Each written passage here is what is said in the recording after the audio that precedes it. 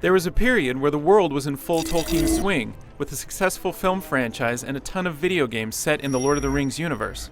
Although things have since slowed down, Snowblind Studios seems primed to bring the franchise back with The Lord of the Rings: The War in the North, an original story set during the same time period as the beloved books. War in the North combines 3-player co-op combat with some substantial bloodshed, but repetitive combat and boring characters will do little to put you back into that Middle-earth state of mind.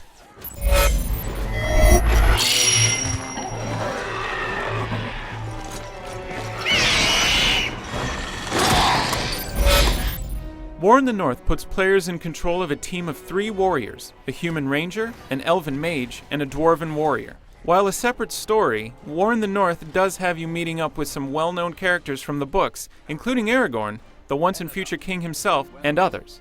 But while War in the North does get props for attempting to add a new chapter to the Lord of the Rings story, the characters and their quest are a bit on the bland side. You won't find yourself very invested in their stories, and their one-dimensional personalities aren't likely to draw you into the experience. The game sports a pretty solid visual style, taking cue from the film franchise in both character models and environmental design. While some of the special effects are a little plain, the overall look is well done.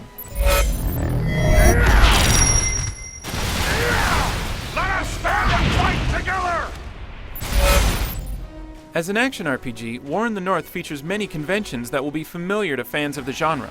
You'll have access to side quests, shops, and blacksmiths that will repair busted equipment, as well as NPCs to interact with and earn new missions from.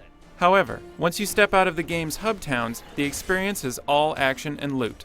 The game was created with a 3-player co-op experience in mind, and to that end the experience works pretty well. You can team up online, through System Link, or through local co-op, utilizing each of their specific skill sets and moves in tandem. Each character also has race-specific abilities that let you find special hidden treasure chests and loot. However, playing alone isn't quite the seamless experience you might hope it would be. You can't switch characters on the fly, and you have to wait until the end of each section to take control of a different warrior. This is problematic because the only way you can adjust your warrior's armor and level them up is by having direct control of them. While there are workarounds, namely closing out your game and using the title screen to select a new character, those lack finesse. Additionally, you can't issue orders to your AI comrade. While they do a pretty competent job of taking out enemies and healing you when you need it, having the ability to manage them would definitely be helpful. And while the combat is certainly bloody, especially for a Lord of the Rings game, it's also repetitive. You'll fight off legions of the same orcs over and over again, and the combat system lacks enough variety to keep things interesting. Whether you play as more of a melee-heavy fighter, or choose to utilize more ranged attacks and special attacks, the combat lacks much in the way of variety and doesn't do much to stand out against other action RPGs.